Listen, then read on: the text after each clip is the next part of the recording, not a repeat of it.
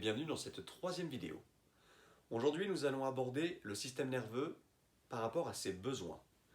La fois précédente, on a parlé du système nerveux en termes de structure, c'est-à-dire de quoi il est composé, le cerveau, la moelle épinière et les nerfs périphériques. On a parlé aussi de la fonction du système nerveux, ce à quoi il sert, avec le système nerveux autonome et le système nerveux somatique. Aujourd'hui, il est important de parler des besoins de notre système nerveux, qui sont au nombre de 4. Notre système nerveux a 4 besoins vitaux sans lesquels il ne pourrait survivre. Parfois, pendant les consultations, je demande aux patients, à leur avis, quels sont ces 4 besoins.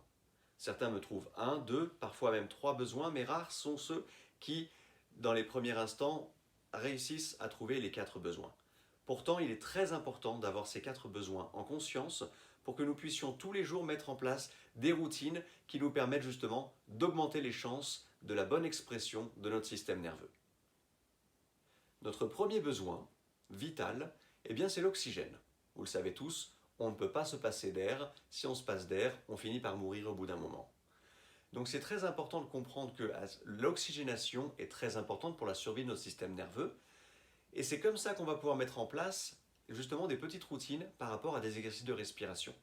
En médecine chinoise, il est dit qu'il faut au moins 300 respirations conscientes par jour pour maintenir un état de bonne santé et un état de bonne oxygénation pour que notre cerveau travaille à 100% de ses capacités. Alors 300 respirations par jour conscientes pour ceux qui n'ont pas l'habitude, c'est un petit peu difficile à mettre en place. Mais un petit rituel le matin, un petit rituel le midi et un petit rituel le soir de quelques minutes seulement pour prendre quelques respirations, cela suffit justement à déjà avoir un changement dans l'expression de votre système nerveux, mais aussi dans la réduction de votre stress et la réduction de votre fatigue. Si vous augmentez l'apport en oxygène de votre cerveau, il ne peut que être content de ce que vous êtes en train de faire. Pour le deuxième besoin, vous allez le deviner tout seul, c'est le carburant, c'est notre alimentation. On ne peut pas se passer de manger. On peut tenir quelques jours sans manger, mais au bout de quelques semaines, pareil, notre corps dépérit. Ce qui est très important, c'est de comprendre que certaines voitures roulent à l'essence, d'autres roulent au diesel. Eh bien, c'est exactement pareil pour nous. Nous avons besoin d'une certaine alimentation. Notre cerveau tourne avec un certain carburant. Et il faut donner le carburant approprié à notre système nerveux. Si je roule avec une voiture en essence et que je fais le plein avec du diesel, je ne peux pas m'attendre à ce que ma voiture fasse 200 km en bonne santé. Au bout de quelques kilomètres, elle va commencer à montrer des signes de dysfonctionnement. C'est exactement pareil pour notre corps et notre système nerveux. Si vous donnez le mauvais carburant à votre corps, votre système nerveux n'a pas tous les minéraux, tous les nutriments ou les vitamines dont il a besoin pour fonctionner, y compris le sucre, puisque le carburant de nos cellules est le glucose. Donc il est très important de mettre en place encore tous les jours des petits rituels pour vraiment essayer de manger vivant, vert et varié. Notre deuxième besoin, c'est l'eau. On ne peut pas survivre sans eau. L'eau est la base de la vie depuis des milliards d'années. C'est d'ailleurs dans l'eau que se sont développés les premiers organismes. Chaque cellule est composée d'eau et a besoin de cette eau justement pour soutenir l'activité de la cellule. Dans le corps humain, l'eau va apporter tous les besoins nécessaires à notre survie, mais elle va aussi permettre d'éliminer du corps toutes les toxicités qu'on ne peut pas garder dans notre corps. On le voit dans notre corps, il y a 4 voies de sortie qui vont chacune emprunter un petit peu d'eau.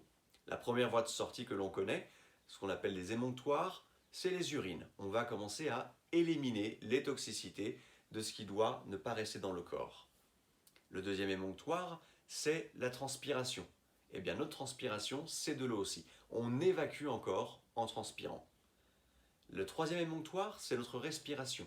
À chaque fois que nous expirons du CO2, mais nous expirons aussi un petit peu d'eau.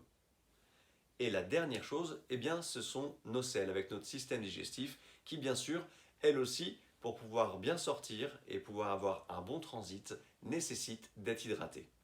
Donc l'eau est très importante. Je ne demande pas aux gens de boire 2 litres en une demi-heure dans une journée, mais à chaque fois qu'on a les lèvres un peu sèches, de prendre un petit peu d'eau. Il est très important de boire dans des bonnes quantités. Les gens ne boivent pas suffisamment aujourd'hui. Et certains ne boivent pas suffisamment, mais certaines autres personnes ne boivent pas les bonnes choses. Le café n'hydrate pas, le thé n'hydrate pas de la même façon, ou les boissons gazeuses ou les sodas n'hydrate pas non plus de la même façon que l'eau pure.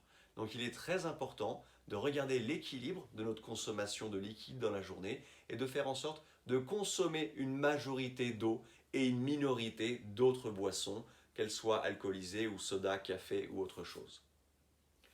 Notre dernier besoin, eh bien, c'est un besoin qui a aussi permis à l'homme de se développer et d'augmenter son espérance de vie, c'est le sommeil. Au début, les hommes n'avaient pas de cycle de sommeil. Aujourd'hui, notre corps est habitué à avoir un cycle de sommeil entre 6 à 9 heures. Certains d'entre vous peuvent dormir 5 heures, d'autres 6 heures, d'autres ont besoin de 7 ou 8 heures pour bien se régénérer. Le sommeil est une clé très importante, car c'est là que notre système nerveux autonome est le plus actif. Tout ce qui va être la mise en mémoire de tout ce qu'on a appris pendant la journée se fait pendant nos phases de sommeil, mais aussi les travaux de maintenance de notre corps.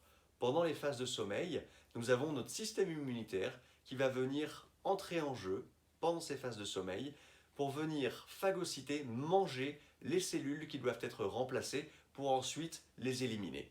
Donc le sommeil est très important pour intégrer les connexions neurologiques, notre mémoire, y compris notre mémoire immunitaire, mais aussi pour les travaux de maintenance du corps humain. C'est comme sur une autoroute, une fois qu'il n'y a plus d'usagers pendant la nuit, eh bien les travailleurs peuvent faire les travaux de réfaction. Donc le sommeil est très important, prendre des habitudes tous les jours de se coucher un petit peu plus tôt et de faire en sorte de dormir dans un endroit paisible dans lequel il n'y a pas forcément trop de bruit, il n'y a pas d'ondes non plus autour de vous, de couper vos téléphones pour avoir vraiment le sommeil le plus réparateur possible. On viendra aussi dans une autre vidéo parler des positions de sommeil. En prenant conscience de ces 4 besoins fondamentaux pour notre survie, il est plus facile justement de mettre en place donc ces petites routines quotidiennes en essayant de faire des exercices un peu de respiration, d'avoir une bonne hydratation, de boire la bonne quantité et la bonne qualité de liquide, mais aussi d'avoir un repas qui soit assez riche, et pas riche en graisse ou en sucre uniquement, mais en vitamines et en nutriments, et enfin d'avoir des bonnes plages de sommeil. Dans la vidéo suivante, nous allons aborder les 6 essentiels pour rester en bonne santé. Là, on a vu aujourd'hui les 4 besoins fondamentaux de notre système nerveux, mais on va avoir aussi 2 autres besoins qui ne sont pas fondamentaux à notre survie, mais qui sont très importants pour nous garder en bonne santé. Merci à nouveau d'avoir pris le temps de regarder cette vidéo. N'hésitez pas à la revisionner. Les vidéos sont faites pour ça, pour que depuis chez vous, vous puissiez visionner la vidéo quand vous en avez besoin pour revoir les différents conseils qu'on aborde avec vous. Encore une fois, merci et je vous dis à très bientôt.